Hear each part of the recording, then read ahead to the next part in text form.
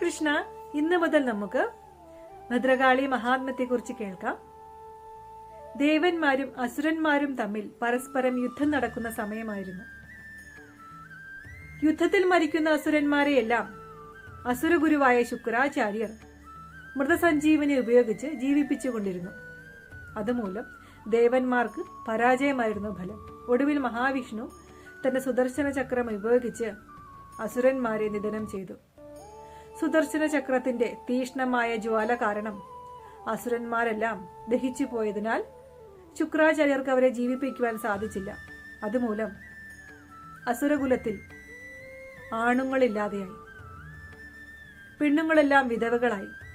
ഒടുവിൽ മരിച്ചുപോയ അസുര രാജാവിന്റെ പത്നിമാരായ ദാരുവതിയും ദാനവതിയും ശുക്രാചാര്യരെ പോയി കാണുകയും ശുക്രാചാര്യരുടെ ആഗ്രഹപ്രകാരം അവർ ബ്രഹ്മദേവനെ തപസ് ചെയ്യുകയും ചെയ്തു.